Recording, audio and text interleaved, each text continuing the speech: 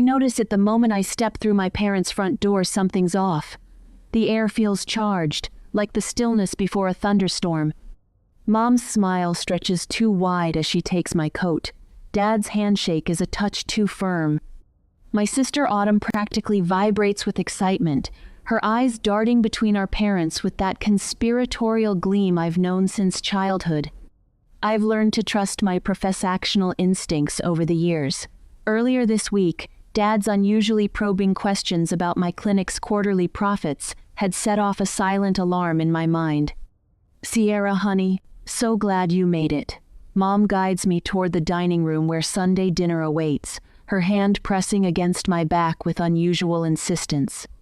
The table looks perfect, of course.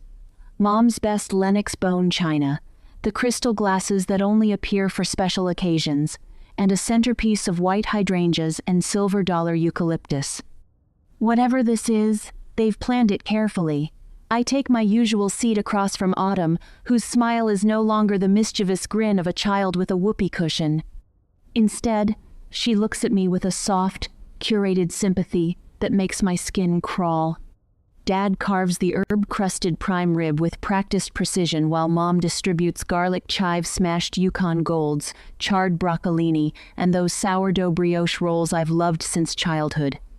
That's when I spotted a manila folder tucked beside Dad's plate, its corner peeking out from under his napkin. My stomach tightens. "How's the clinic?" Mom asks, her voice artificially bright. "Still working those crazy hours?" "Business is good." I keep my answer simple, watching Dad's eyes flicker toward the folder. "We've increased our patient load by 20% this quarter." Autumn reaches across the table, squeezing my hand with a warmth that feels almost real. Sigh, "You look exhausted. All those clinical hours are draining the life out of you. You've built this amazing thing, but it's so technical. It needs a soul. Someone needs to handle the noise so you can just breathe again." The pieces click together in my mind, a puzzle I wish I couldn't solve. Dad clears his throat, setting down his fork with a deliberate clink against the fine porcelain. "Sierra, we've been thinking about the future of your clinic." I freeze mid-bite, the food turning to sawdust in my mouth. Mom jumps in smoothly, as if they've rehearsed this. "Family businesses need family management, dear. Your father and I have been discussing how to keep healing hands in the family long-term." "It's not a family business," I say carefully. "I built it myself." "With our support," Dad counters, reaching for the folder. "And now Autumn has an excellent proposal that will benefit everyone." My sister straightens in her chair, preening with a helpful air. "I've worked up a business plan to become your practice manager. I'd handle all the boring paperwork while you focus on patients. I'm only asking for a 25% profit share, which is truly reasonable considering the rhythm and vibrancy I'll bring to that quiet office." My heartbeat pounds in my ears. This isn't a casual Sunday dinner, it's an ambush wrapped in sisterly concern. Memories flood back unbidden. Double shifts at the hospital cafeteria during physical therapy school, sending money home to help Autumn through her freshman year of college, while I ate ramen in a studio apartment with furniture rescued from curbsides. Midnight study sessions after 1 4-hour clinical rotations. The $187,000 LAR in student loans that still drain my checking account each month. "I already have a clinic manager," I say, surprised by the steadiness in my voice. Mom waves her hand dismissively. "But Autumn is the real people person. Autumn was the heart that made people actually want to stay. She's the one with the Bennett charm, Sierra." I remember, just like I remember Dad dismissing my academic honors at graduation, "Book smarts don't build practices, Sierra," while photographing Autumn in my cap and gown because she looked more the part. I remember Autumn's temporary help at the front desk last summer that resulted in unauthorized discounts to her friends. The weeks I spent apologizing to patients after her scheduling mix-ups left some waiting 3 hours and others turned away entirely. "May I see what you've prepared?" I ask, nodding toward the folder. Dad slides it across the table with a satisfied smile. "It's already been drawn up by my attorney. It just needs your signature." "I can start tomorrow." Autumn claps her hands together. I already have ideas for redecorating your office to make it less clinical. I take a deliberate sip of water, the cool liquid doing nothing to ease the tightening in my chest. I set the glass down, centering it precisely on the coaster. Then, with slow, measured movements, I push back from the table. "I'll be right back," I say, my voice flat and unreadable. I don't wait for a response. I walk out the back door, the evening air hitting me with a sharp, refreshing chill. My car sits in the driveway, a dark silhouette against the manicured lawn. I retrieve the portfolio from the passenger seat, the heavy, familiar weight of my professional life, and head back inside. The dining room still smells of roasted garlic and seasoned butter, a scent that usually spells home. But as I step back into the light, the aroma feels cloying, almost suffocating. My appetite is gone, replaced by a cold, sharpening focus. I slide back into my seat, the work tote settled on my lap. "I'd intended to bring a vintage Cabernet tonight," I say. My voice has taken on a rhythmic, boardroom calm. But as it turns out, I think I brought something else instead. My father's confident smile begins to fray at the edges. The room goes brittle as I reach into the bag and withdraw my leather portfolio. I let the light catch the grain of the hide, the supple, expensive saddleback leather I'd splurged on the moment the Denver sports medicine contract was finalized. It's more than just a folder. It's a silent, tactile reminder of every success I've carved out for myself without a single hand from them. I lay it on the table between us. The click of the brass clasp is the only sound in the room, sharp as a closing door. I signed a management services agreement with Colorado Healthcare Partners. I tap the top page where their corporate logo sprawls across the letterhead. They're managing all administrative aspects of Healing Hands going forward. Dad reaches for the papers, his brow furrowed. "You can't make decisions like this without consulting family." "Actually, I can." I slide another document toward him. "I've highlighted section 4.3 for your convenience. No family members may be employed in management positions without unanimous board approval. The board consists of myself and 2 partners from CHP. Autumn's face flushes crimson. "You did this on purpose." "I made a business decision. I maintain eye contact with my sister, refusing to look away first, one based on previous experience. My partners and I have performed a deep dive audit of last summer's operations, and the findings were non-negotiable." Mom reaches across the table, her fingers stopping just short of touching mine. "Sierra, honey, everyone makes mistakes when they're learning." These weren't learning mistakes. I stand slowly, finding unexpected power in towering over my seated family. These were careless choices made by someone who thought rules didn't apply to her. I have a responsibility to my staff and my patients to ensure that never happens again. The stunned silence feels like vindication. Their expressions shift from entitled certainty to uncomfortable shock. "While I covered your healthcare needs, I was eating ramen noodles to make my student loan payments.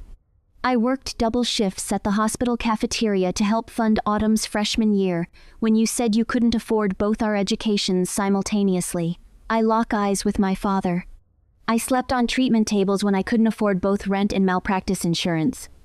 My staff witnessed Autumn's summer of chaos, staying late to fix her mistakes while she posted social media photos from rooftop happy hours. They know the truth behind the Bennett family dynamics. My mentor warned me years ago that family and business mix like oil and water," I say, remembering Dr.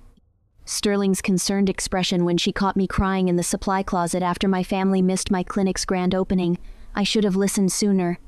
I gather my documents with deliberate precision, sliding them back into my portfolio, in the exact order they'll be needed if this conversation escalates further. The methodical movement calms me, just like when I organize treatment supplies before a difficult patient session.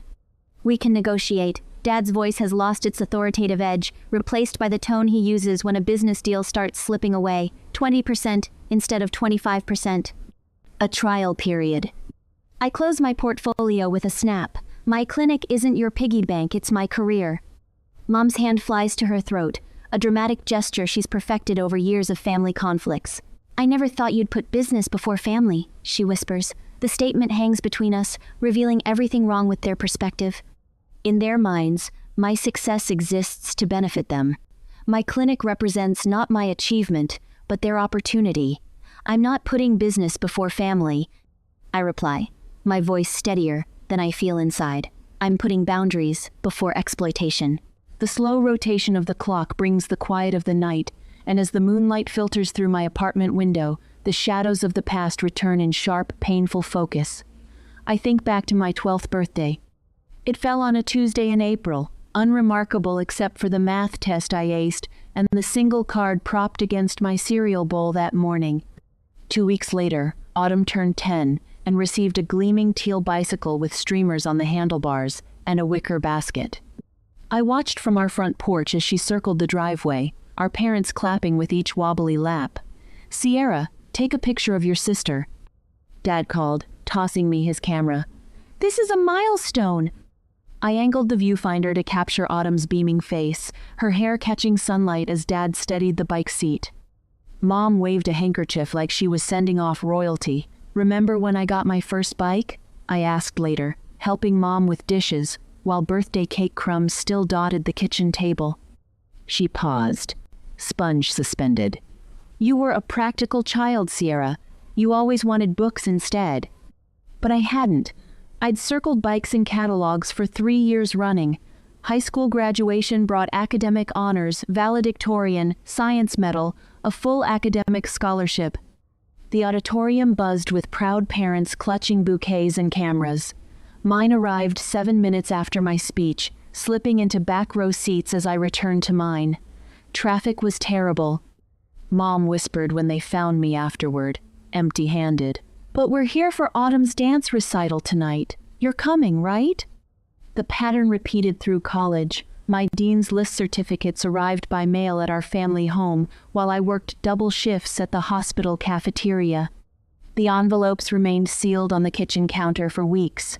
4 years after graduation, I was hunched over my laptop at midnight, the clinic dark except for the glow from my office. Loan statements glared from the screen. $187,000 remaining, a monthly bill that made my actual rent look like an afterthought. Meanwhile, I just sent $1,200 to Autumn for her latest temporary housing crisis, her 4th job change in 2 years. My own apartment remained furnished with roadside rescues, a coffee table with uneven legs, a sofa that smelled faintly of previous owners no matter how much I cleaned it. The sound of my stomach growling echoed in the empty clinic. The bank manager's voice still rang in my ears from that morning's appointment. "Without a co-signer or additional collateral, Miss Bennett, we simply can't approve this business expansion loan." I'd nodded, politely, tucking the rejection letter beside the others in my bag, not mentioning that my parents had refused to co-sign, but had purchased Autumn a new car the previous month because she needs reliable transportation for interviews. The treatment table became my bed that night. I curled onto the paper-covered vinyl, wrapping myself in a patient blanket after 16 hours of back-to-back appointments, followed by insurance paperwork. The cleaning crew found me there at 5 a.m., still clutching spreadsheets. 6 months later, when Healing Hands Physical Therapy finally opened in its own space, no longer just a sublet room my parents stopped by for a fleeting 15 minutes, sandwiched between Autumn's local studio photo shoot and their dinner reservation. "It's nice," Mom said, glancing at her watch, "like a real clinic." Dad peered at my framed credentials. "Just remember, it's always about the people, not the degrees. Autumn could really help you give this place some life." They left before the small reception began, missing the champagne toast from my 3-person staff and the ribbon-cutting photo for the local business journal. The summer Autumn decided to help out at the front desk became a professional nightmare. Her friends received unauthorized discounts while regular patients found their appointments rescheduled or canceled entirely. Insurance forms piled up unprocessed until late-night hours when I discovered them stuffed into desk drawers. They were so boring. Autumn explained when confronted, flashing that vulnerable look that usually worked. "Besides, they're just old people with Medicare. They don't have anywhere important to be." I was just trying to bring some joy to the waiting room. After she left, I spent weeks making personal calls to every affected patient, rebuilding trust one apology at a time. The turning point came unexpectedly during a meeting with a regional provider representative. The stern-faced woman across my desk had rejected our previous 3 claims submissions. Miss Bennett, your documentation simply doesn't meet our standards for... I slide a folder across the desk, interrupting her practiced rejection. These are revised protocols I developed specifically addressing your guidelines. I've cross-referenced each treatment code with your latest manual. Her eyebrows rose as she flipped through meticulously annotated pages. You did this yourself? Every night for 3 weeks. Her assessment was blunt. Most providers just argue or give up. 3 days later, the insurance company approved our entire claims backlog. Within months, physician referrals increased as word spread about our exceptional documentation and outcomes. The first profitable month arrived after 2 grueling years.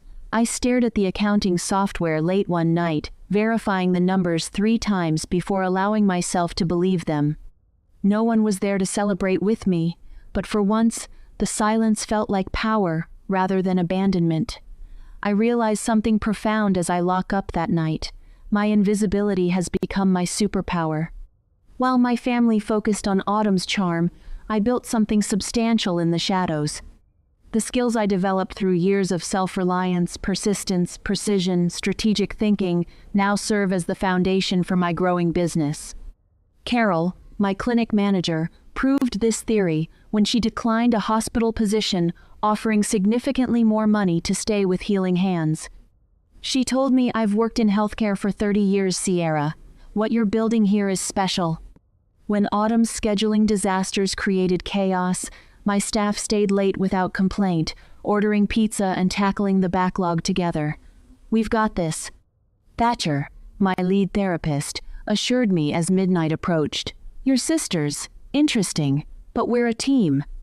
Every Friday morning, our staff meeting begins with each person sharing both challenges and victories.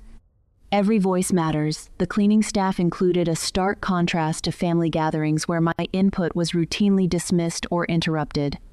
The call from the medical director comes on an ordinary Tuesday afternoon. We've been watching your outcomes data, she says without preamble. Our orthopedic department wants to discuss a specialized treatment partnership. That evening, we gather in the clinic after hours, not for emergency rescheduling but for celebration.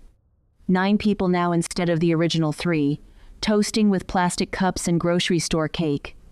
To Sierra, Carol calls out, who saw possibilities while everyone else saw limitations. In the quiet after everyone leaves, I gently lift my first business license from its frame, tracing the embossed seal with my fingertips. Tomorrow, I'll rehang it in the expanded reception area, a reminder that being overlooked sometimes allows you to build foundations no one expects to stand. By the time the autumn leaves begin to swirl against my office window, the clinic has taken on a new life of its own. My corner office offers a panoramic view of Denver's skyline, though I've positioned my desk to face the treatment floor instead. Through the glass wall, I watch Meredith guide a patient through post-stroke exercises. Meredith's patience mirrors what I strive for with every patient, something my family never understood about healing. The contrast between my modest office and our state-of-the-art treatment areas isn't accidental. While patients deserve cutting-edge equipment, I've learned to function perfectly well with a second-hand desk and simple chair. Every dollar saved is reinvested where it counts.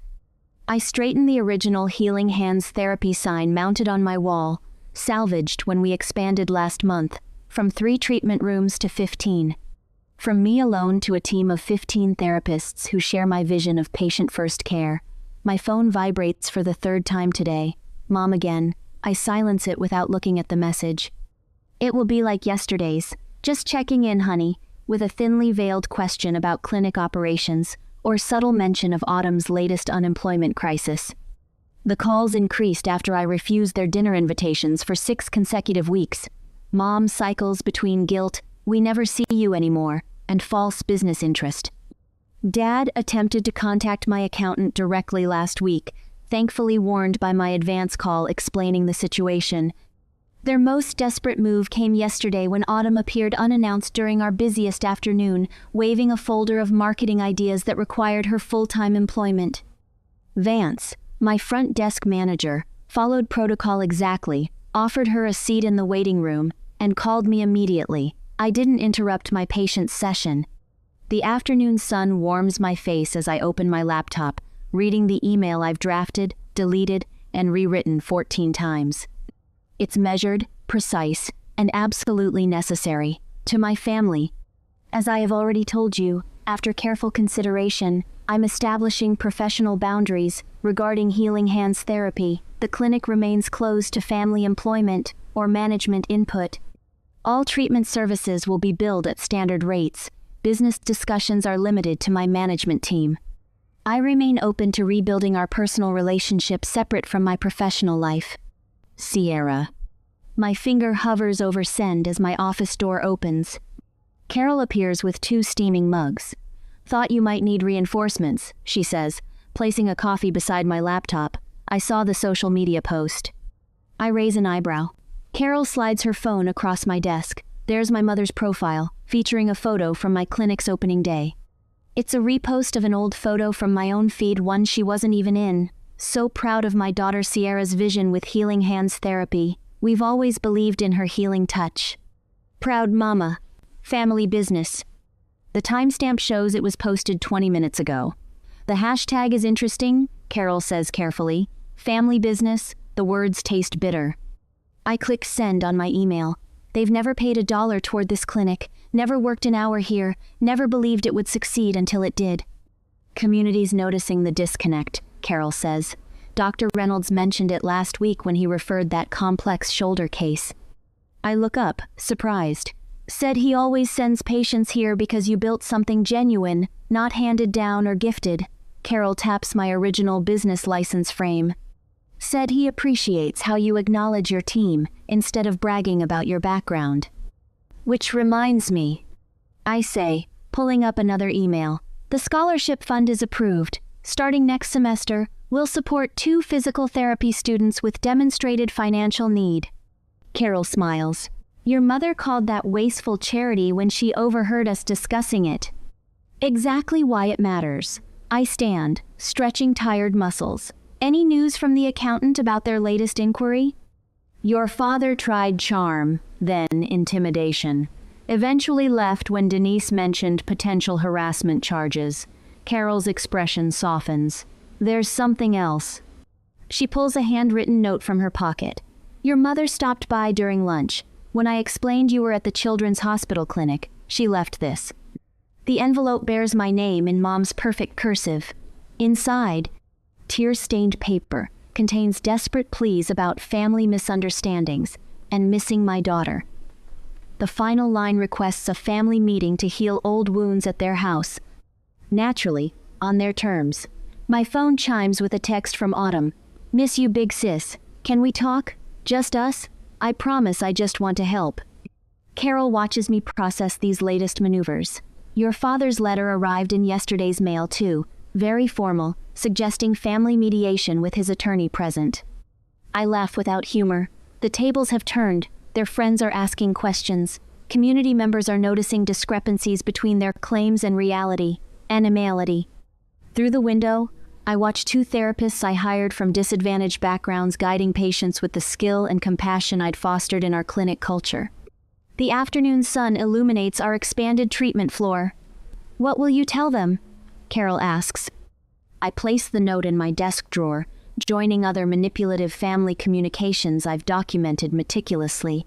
When they're ready for a relationship that doesn't involve exploiting my success, I say, I'll listen. Until then, my priority is protecting what I've built. In the waiting room beyond my office, I notice a familiar face, one of Autumn's friends, who received unauthorized discounts last year. Today, she waits patiently, insurance card in hand, respect in her expression where entitlement once lived. The facade is crumbling. 2 weeks later, the morning air carries the scent of fresh coffee and possibility as I arrive at Cornerstone Cafe 20 minutes early. My chosen battlefield-neutral territory, with just enough ambient noise for privacy without isolation. I select a corner table with clear sightlines to both entrances and settle into the chair facing the door. Old habits from years of watching for their approval. I arrange my leather portfolio precisely in front of me, its weight reassuring. Inside rests every text, email, and financial record, documenting our entangled history. Can I get you something while you wait? The barista approaches with a genuine smile, notepad ready. "Just black coffee, thank you." My voice sounds steadier than I feel. The ceramic mug arrives moments later, steam rising like the tension in my chest. Through the window, I spot them walking from the parking lot. Dad's shoulders square beneath his golf polo, Mom fidgeting with her pearl necklace, Autumn's confident stride betrayed by her nervous glances at our parents. The bell above the door chimes as they enter. The moment they spot me, their expressions shift subtly. Dad's jaw tightens, Mom's smile freezes. Autumn's eyes narrow at the portfolio before me. "Sierra, honey." Mom reaches to hug me, but I remain seated, forcing her to awkwardly pat my shoulder instead. "This is cozy." "We would have preferred dinner at home," Dad says, settling into the chair opposite mine. "Family matters should be discussed privately." "This isn't just a family matter." I tap my finger on the portfolio. "This concerns my business." Autumn slides into the chair beside Dad, her perfume overwhelming the coffee aroma. She looks at me with wide, pleading eyes. "Sigh, I brought a box of artisanal donuts. Look, I'm trying here. I realized I came on too strong. I just want us to be a team again." A waitress appears, takes their order, and disappears with practiced efficiency. The moment she's gone, Dad leans forward, hands clasped on the table. "Blood is thicker than water, Sierra." His voice drops to that authoritative tone he used when I missed curfew at 17. "Family stands together, especially in business." Mom reaches across to squeeze my wrist. "We've always been proud of you, sweetie. Always. Your father and I tell everyone about our brilliant daughter, the doctor of physical therapy." Autumn adds with surprising accuracy before launching into her rehearsed speech. "Speaking of which, I've been thinking about our last conversation. I've drafted a new proposal. A consulting arrangement. 3 days a week. I can handle the social media and corporate outreach while you stay in the back with the patients. It's what I'm good at, see? Let me help you shine." I take a deliberate sip of coffee, letting the bitter warmth fortify me. "Before we discuss any proposals, there's something you should know. My new management partners at Colorado Healthcare Partners have a strict, no-conflict policy regarding personnel." The mention of my partners causes all three to stiffen. "They've been reviewing our books," I continue, opening the portfolio to show a neatly organized spreadsheet. "And they've flagged some significant outstanding liabilities. In order for the board to even entertain a discussion about a new hire, especially one with a history of administrative errors, the clinic's balance sheet must be cleared of all personal debt. It's a prerequisite of our insurance bond." Dad's face flushes. "What are you talking about?" "This is an itemized list of the free treatments and personal loans I've provided to this family over 4 years. Market value, $42,735 for treatments. $16,450 in personal loans to Autumn that were never repaid, totaling $59,185. Dad stares at the number as if it's a foreign language. "We don't have $59,185 just sitting around, Sierra, and we shouldn't have to pay for family care." "I expected that," I say, my tone as cold and professional as the marble tabletop. "And that is exactly why the conversation about Autumn joining the staff is over. My board will not approve the hiring of an individual who owes the company nearly $60,000. It's a basic matter of financial ethics. The debt is a permanent barrier to her employment." The silence stretches between us, punctuated only by the hiss of the espresso machine. "I've used their own greed and their own family business logic against them. You've been watching us." Autumn's voice carries a note of betrayal. "I've been paying attention." I meet her gaze steadily. "I also have screenshots of the Facebook posts mentioning our clinic. My partners were very concerned about potential trademark infringement and unauthorized claims of ownership." Mom's face pales. "Sierra, it's just expressions of pride." "Is it?" I withdraw another document. This is Dr. Reynolds' email asking why Dad contacted him about partnership opportunities for the clinic. Dad's businessman mask slips. "You can't possibly expect us to pay that back after all you've what?" I cut him off, voice level but firm. "After you missed my doctoral hooding ceremony? After you told Dr. Wilson I was playing at businesses until I found a husband? After you dismissed my clinic opening as just another job?" I place my palms flat on the table, steadying myself. "These are my terms for any future relationship. First, My business decisions are mine alone. No input, no suggestions. Second, any treatments for family will be billed at standard rates. Third, no more describing yourselves as partners or owners. Mom's artificial composure crumbles, tears welling in her eyes. You can't mean this, she whispers. We're family. Family respects boundaries, I answer. Family celebrates achievements instead of trying to claim them. Dad's face darkens with frustration. This is absurd. We never thought you'd actually succeed on your own. We were trying to help secure your future by giving you Autumn's personality to lean on. The truth slips out so easily. They never believed in me. Autumn's carefully constructed mask falls completely. It's not fair. She hisses. You get everything. The respect, the title, the business. What about me? I'm stuck in a cubicle while you play hero in your precious clinic. There it is, the raw envy beneath the manipulation. I close my portfolio with a decisive snap and stand. I built everything I have while supporting this family emotionally and financially. I'm not playing at anything, and I'm done being invisible. I leave exact change for my coffee on the table and walk away. Behind me, I hear Mom's quiet sobs, Dad's harsh whisper to Autumn, the scraping of chairs, but I don't look back. For the first time in my life, I'm moving forward without checking if they approve. The slow rotation of the seasons has brought me to this afternoon, where a full year later, the light paints golden highlights across the Denver skyline outside my window. The view before me mirrors the transformation within. Dr. Bennett, your 3 o'clock is ready. Melissa, my lead therapist, appears at my side, clipboard in hand. It's Mrs. Abernathy's final session. I smile, genuine warmth spreading through my chest. The waiting room bustles with activity, a stark contrast to the cramped space where I began. Now, patients sit in comfortable chairs beneath framed community service awards that have joined my original business license on the wall. The waiting list for new patients stretches 2 months out, a testament to the reputation we've built. Mrs. Abernathy, an elderly woman with bright eyes and a spine curved from decades of hard work, beams as I enter the treatment room. There she is. She announces to no one in particular, the miracle worker herself. I laugh, setting her chart aside. The miracle was your dedication to the home exercises. Nonsense. She waves a weathered hand. My grandson says you're the best in Denver, and that boy researches everything. As I guide Mrs. Abernathy through her final stretches, I catch my reflection in the treatment room mirror. The tight shoulders and defensive posture that once characterized my stance have softened. I stand taller now, grounded in my worth. Later, I welcome 3 new graduates to my mentorship program. They gather around the conference table, eyes bright, with the same determination that once fueled my midnight study sessions. The most important thing I can teach you isn't a technique. I tell them, perching on the edge of the table, it's knowing your value. In this profession, you'll give constantly. Make sure what you're giving is respected. After they leave, I review the latest figures for our pro bono program serving underserved patients. The initiative now comprises 15% of our practice, a percentage that would have terrified me last year but now fills me with purpose. My phone buzzes with a text from Leah, my closest friend and leader of our professional women's support group. Ready for tonight? Your turn to share.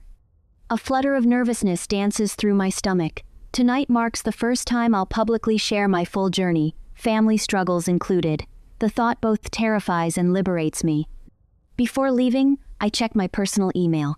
Mom has sent photos of her volunteer work at the community garden, her 3rd message this week that doesn't demand anything from me. Small steps, but genuine ones. Dad's name remains absent from the sender list.